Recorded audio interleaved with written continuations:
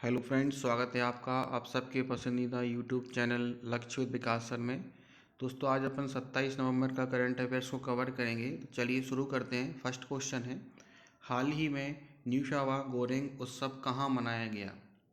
तो ये दोस्तों कहाँ मनाया? इंडोनेशिया के बाली में मनाया गया। इंडोनेशिया में बदलते वक्त के हिसाब से युवतियों में हिंदू त्योहारों को लेकर आकर्षण बढ़ रहा है।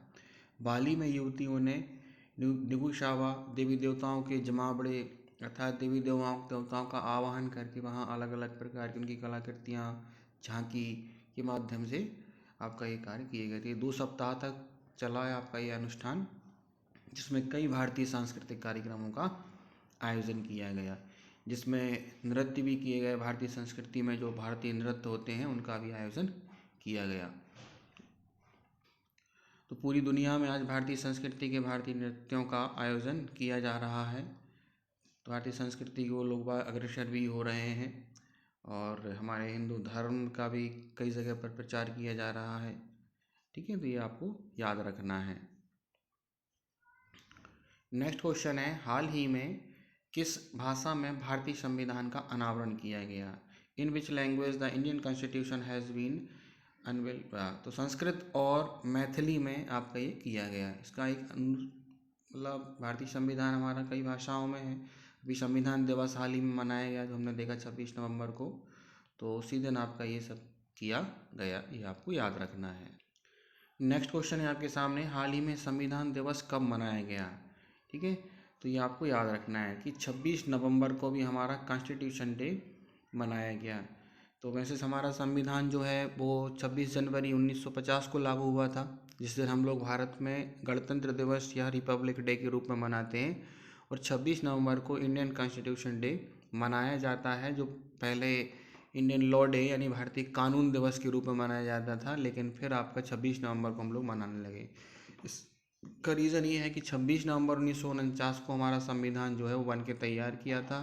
भारतीय संविधान सभा द्वारा इस संविधान को अंगीकृत या स्वीकार किया गया था और 26 जनवरी 1950 को लागू किया गया था। तो आपको ये 2 डेट याद रखना है, 26 नवंबर 1949 संविधान का बन के तैयार होना, ठीक है, और 26 जनवरी 1950 संविधान का लागू होना।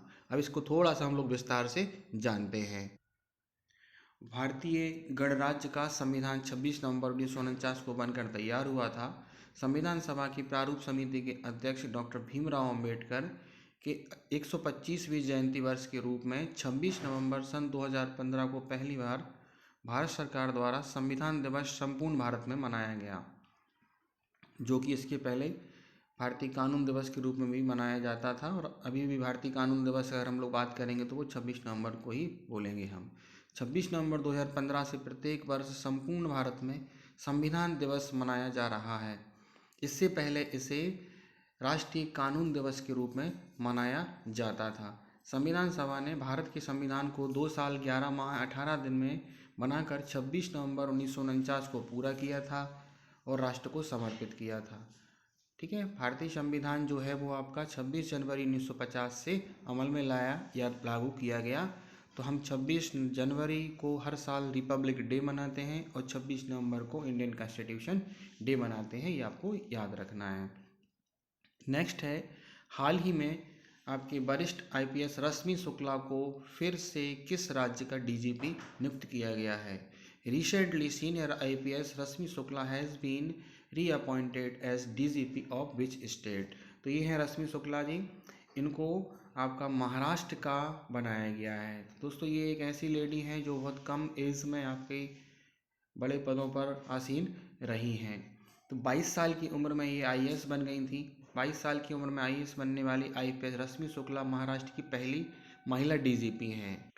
ठीक है, तो इन्हीं को फिर से हमने आपका अपॉइंट किया है, यानी पुनः उनको इस पद पर चुना गया है। ये 1988 बैच की आईपीएस अधिकारी हैं।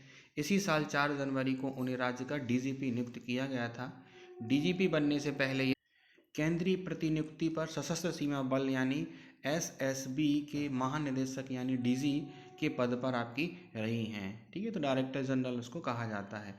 दिलचस्प बात यह है कि इसी साल जून महीने में वह आपकी रिटायर हो रही थी, लेकिन सरकार ने उन्हें एक्सटेंशन दे दिया। इसकी वजह से अभी भी वह इसी डीजीपी पद पर आपकी बनी रहेंगी। ठीक है, तो ये उत्तराखंड के डीजीपी बने हैं। तो नेक्स्ट हम लोग फैक्ट जान सकते हैं कि उत्तराखंड के नए डीजीपी कौन बने हैं। तो दीपम सेठ जो हैं वो उत्तराखंड के डीजीपी बने हैं।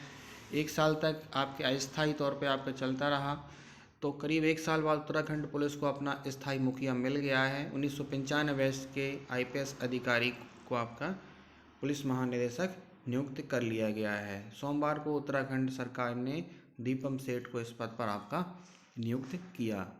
ठीक है दोस्तों, ये आपको याद।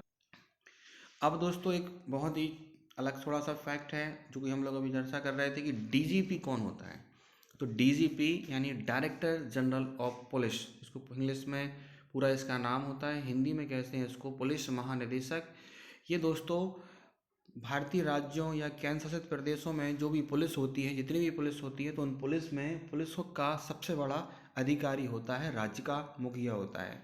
यानी किसी भी राज्य का, इससे क्वेश्चन आता है, किसी भी राज्य का सबसे बड़ा पुलिस अधिकारी कौन होता है, तो वो कौन होता है, डीजीपी होता है।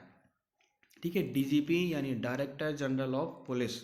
ठीक है, और पुलिस महानिदेशक।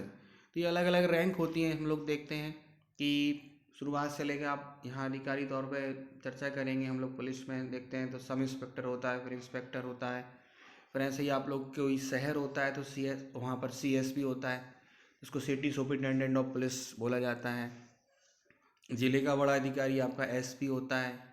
इसके नीचे हम लोग वहाँ पर एक डीएसपी के क्षेत्र होते हैं, एसडीओपी होता है, कोई सब डिवीज़न होती है वहाँ पर एसडीओपी पद करा जाता है। एसडीओपी यानी sub divisional officer of police. तो ये पुलिस की रैंक है। इसके लिए एक अलग से मैं आपको वीडियो बनाऊँ जिसमें सारे रैंक पुलिस के बताई जाएंगी, वो आपको याद रखना है। ठीक है, तो डीजीपी की जो नियुक्ति होती है वो आपका हम लोग देखते हैं, डीजीपी अपने संबंधित अधिकार क्षेत्र में संपूर्ण पुलिस पर कानून का आपका देखरेख करने के लिए इसको नियुक्त किया जाता है।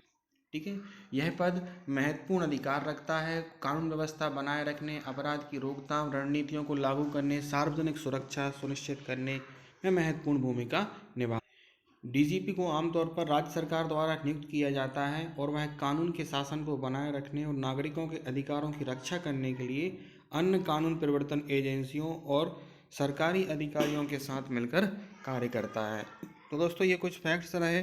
ठीक है, तो इनको आपको पढ़ना है, अच्छे से समझना है। जिन लोगों ने हमारे चैनल को सब्सक्राइब नहीं किया है वो चैनल को सब्सक्राइब करें और ऐसे ही लगातार आपको फैक्ट्स से प्राप्त होते रहे, तो इसके लिए बेल आइकॉन को दबाएं। ठीक है, थैंक यू, जय हिंद, जय भारत।